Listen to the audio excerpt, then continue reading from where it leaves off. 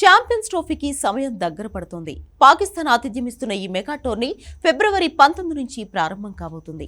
భారత జట్టు పాక్ వెళ్లేందుకు నిరాకరించడంతో టోర్నీని హైబ్రిడ్ మోడల్లో నిర్వహిస్తున్నారు. దీని ప్రకారం మన మ్యాచ్లకు దుబాయ్ ఆతిథ్యం ఇస్తోంది. ఈ మెగా టోర్నీ తొలి మ్యాచ్లో భారత్ ఫిబ్రవరి 20న బంగ్లాదేశ్తో తలపడుతుంది. ఫిబ్రవరి 23న చిరకాల ప్రత్యర్థి పాకిస్తాన్తోనూ, మార్చి 2న న్యూజిలాండ్తోనూ ఆడుతుంది. ప్రస్తుతం ఇంగ్లాండ్తో వన్డే సిరీస్ ఆడుతున్న భారత్ ఫిబ్రవరి 15న దుబాయ్కు బయలుదేరుతుంది. అంటే ఇంగ్లాండ్ చివరి వన్డే ముగిసిన 3 రోజుల్లోనే మెగా టోర్నీకి రెడీ అవుతుంది.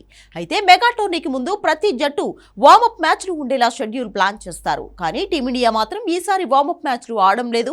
మొదటి మ్యాచ్కు ముందు పూర్తి స్థాయి సమయం లేకపోవడమే దీనికి కారణం. మిగిలిన జట్లన్నీ పాకిస్తాన్లో ఉండడం కారణంగా చెబుతున్నారు. ఎందుకంటే భారత్ మ్యాచ్లు మాత్రమే దుబాయ్లో జరుగుతుండగా మిగిలిన అన్ని మ్యాచ్ల్లో పాక్ గడ్డపైనే నిర్వహిస్తున్నారు.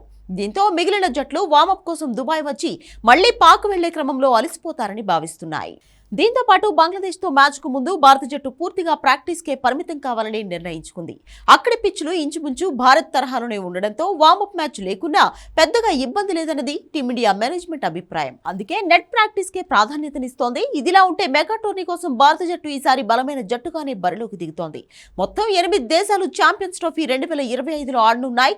8 జట్లను 2 గ్రూపులుగా విభజించారు. గ్రూప్ ఏలో టీమిండియా, పాకిస్తాన్, కివీస్, బంగ్లాదేశ్ జట్లు, గ్రూప్ బిలో ఆస్ట్రేలియా, దక్షిణాఫ్రికా, ఇంగ్లాండ్, ఆఫ్ఘనిస్తాన్ ఉన్నాయి. ప్రతి టీం తమ గ్రూప్లోని ఇతర జట్లతో తలపడుతుంది. టాప్ 2లో నిలిచిన జట్లు సెమీస్కు చేరుకుంటాయి. దాదాపు 8 ఏళ్ల తర్వాత ఈ టోర్నీ జరగనుండగా 2013లో ధోని కెప్టెన్సీలో భారత్ ట్రోఫీని ముద్దాడింది. ఛాంపియన్స్ ట్రోఫీ టీంలో రోహిత్ శర్మ, శుభ్మన్ గిల్ ఓపెనర్లుగా ఉన్నారు.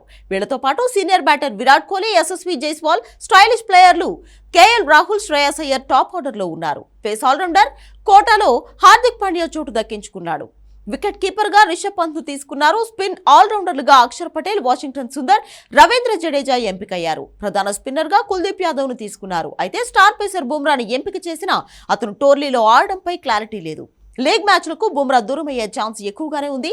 దీంతో మహమ్మద్ షమి, హర్షదీప్ సింగ్ తో పాటు హర్షిత్ రాణా జట్టులోకి వచ్చే ఛాన్స్ ఉంది. రాణా ఇప్పటికే ట్రావెలింగ్ రిజర్వ్ ప్లేయర్ గా ఎంపికయ్యాడు.